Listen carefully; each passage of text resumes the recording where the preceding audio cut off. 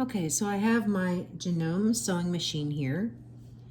In order to thread the machine, I have to show you a couple things. First, this arm slides out, and this opens the front case where the bobbin sits. So this is the bobbin casing. I'm going to lift this lever here, and I'm going to pull the bobbin casing out. I actually have thread on this, but I'm going to dump it out so you can see. If this happens to you, just gently wind your thread back on. Try not to pull it tight. You just want it to be wound on nice and carefully. Okay, so hopefully you have already wound the bobbin, but in case you hadn't, let me show you how to go about doing that. So you want to open your spool pin guide here on the back of the machine. So it sits in close to the machine. We want to open it out, and we want to place our spool of thread on the back. It then gets hooked into this guide right here. All you do is slide it in to there. And then you want to put it in between this tension screw head and then to the bobbin winder, which is this part right here. Okay, so I'm going to move back so I can show you.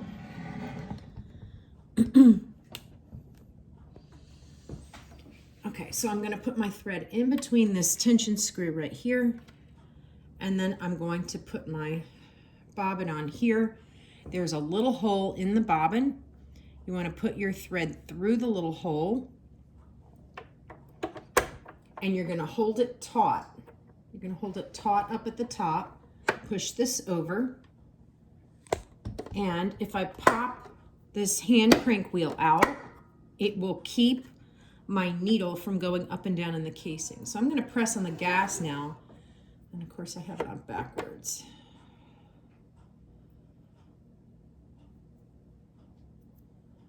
So I'm going to put this in the right way. I don't want to lose the thread that I already have wound on here. So you'll have an empty bobbin here.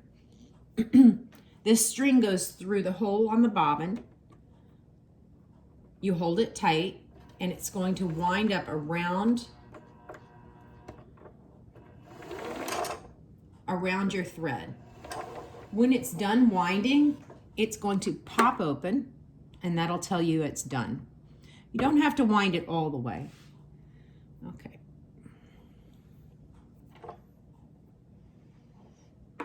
The little tail that comes out from the hole, you have to snip that back nice and close because you don't want it to be in the way for when you're actually threading a machine. Okay, so now let's go to the bobbin threading. Okay, so here's my bobbin holder. I'm going to hold it by this little lever that springs back if I let it go. I'm going to hold it by this lever. I want to put my thread in clockwise. So my thread has to feed off of the spool this direction. So the motion a clock makes. So it's got to go this way. So let me put this into my bobbin case. The next thing I want to do is I want to invert it into this little bitty series of metal slivers.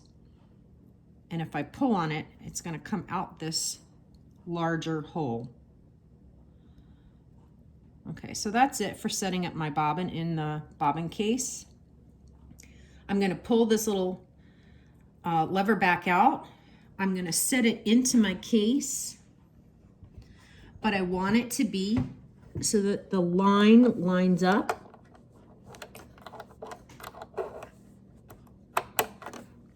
This has to line up with the actual case.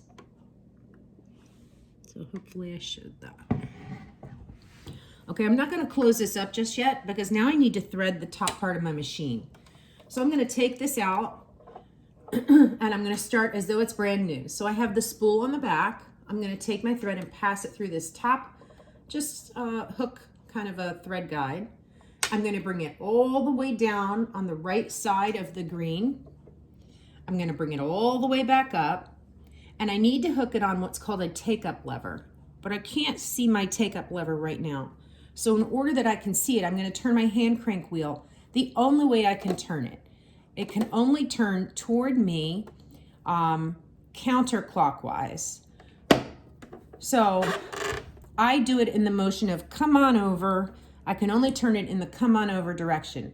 If I turn it the opposite direction, with no thread in the machine, not a big deal. But once you have thread in it, it's going to make a knot in here and ruin your sewing.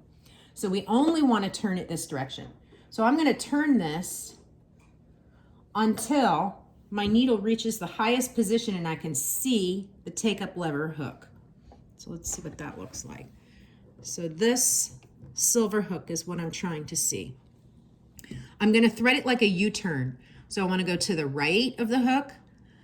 I'm making my U-turn and I'm going to come down the left side of the hook, and it should be caught in there and I should be able to see it. Now I'm going to come down, and there's one more thread guide here, and you just invert your thread into it like that.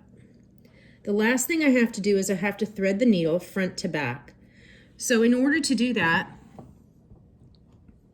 you may need to cut the thread. So my thread here is very frayed. So I'm never going to get it through this teensy little hole. So I'm going to cut it. Sometimes you have to lick it. I'm going to put my presser foot down using this lever, and I'm going to thread this front to back. And when I go to pull the thread, I'm going to pull it very slowly because I don't want it to twist around the needle. Okay, so now I have my top thread and I have my bottom thread ready to get looped. So this is how you have to loop the thread. I'm going to hold the top thread in my left hand. I'm not going to let it go. I'm going to turn my hand crank wheel. Come on over, come right on over. And my needle went all the way down and came all the way back up. And I know it looped because if I pull on it, I can see the bottom thread is coming up through the throat plate. I'm going to hold this taut, and I'm going to slide a closed pair of scissors underneath. I'm going to kind of wiggle it. And now my bobbin thread is coming up through the throat plate.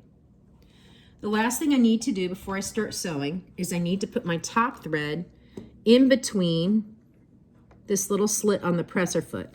That way I can put my threads to the back of the machine and they're out of the way. I'm going to close my case. I'm going to put my arm back on. Okay, so there are a couple more things you need to know about this Janome machine.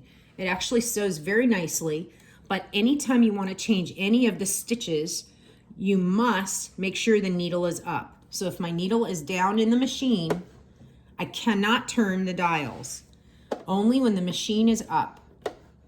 So when the needle is up, I can change anything I want. This is the tension. The tension should be on a 4.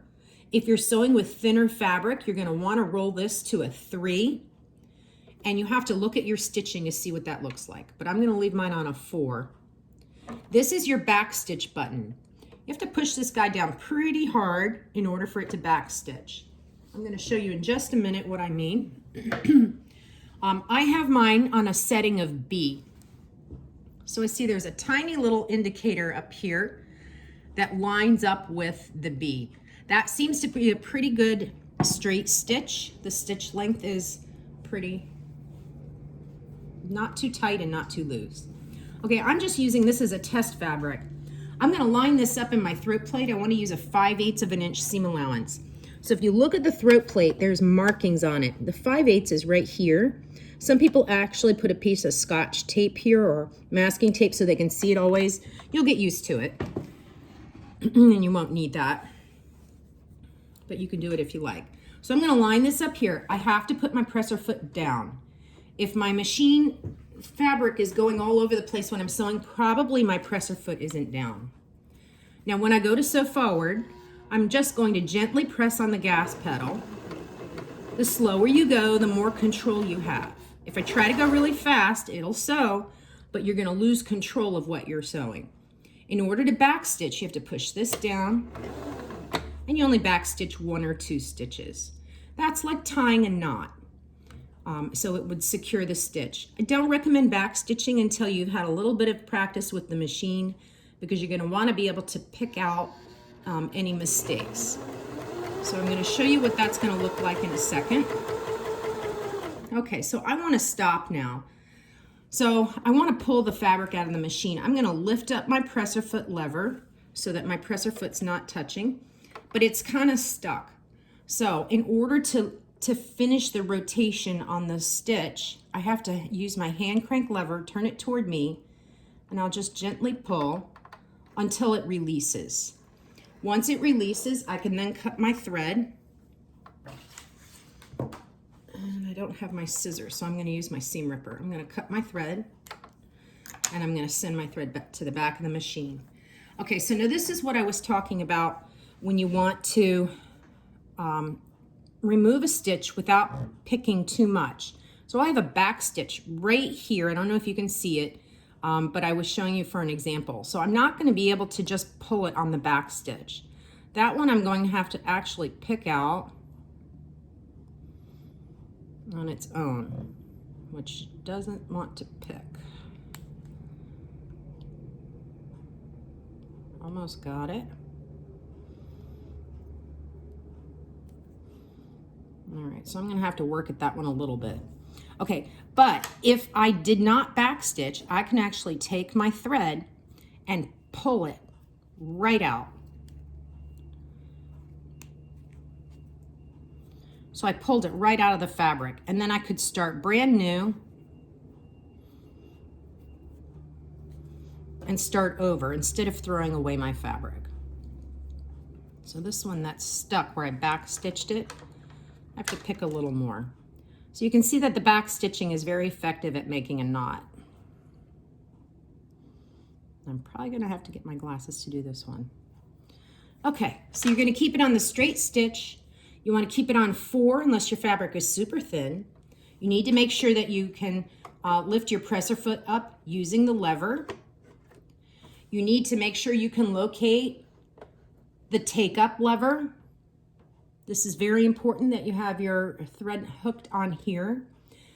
In order to stop the needle from going up and down when you hit the gas, if you pull your hand crank lever out,